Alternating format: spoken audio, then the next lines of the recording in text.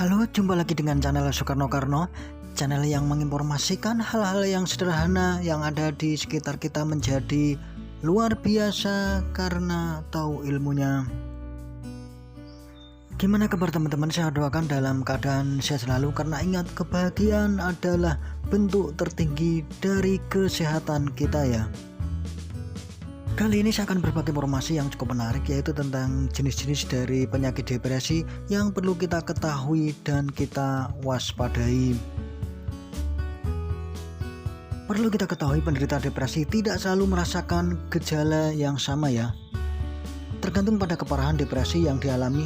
Depresi ringan dapat mengganggu aktivitas sehari-hari dan hubungan sosial.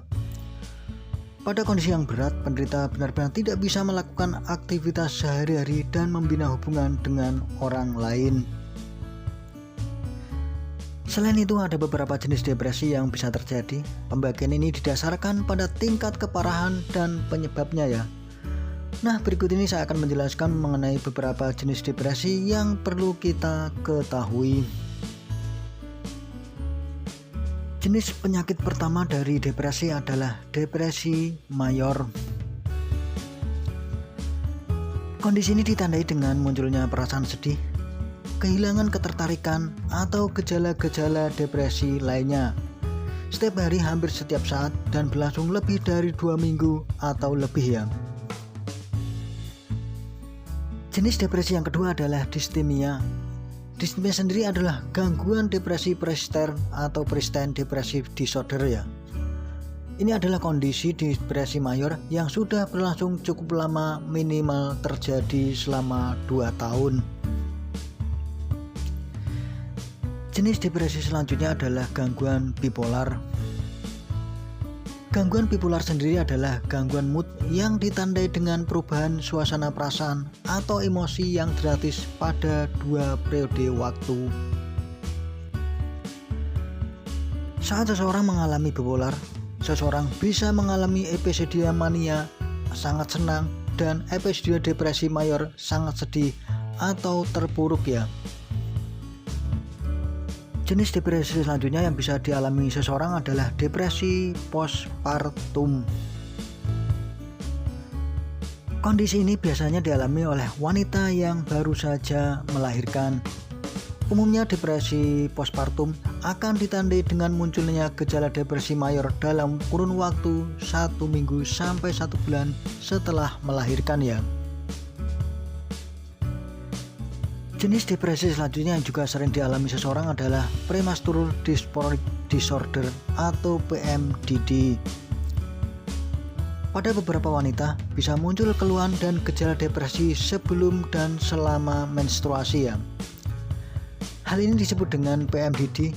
Hal ini berbeda dengan gejala PMS yang sering terjadi ya. Jenis depresi yang terakhir adalah depresi atipikal.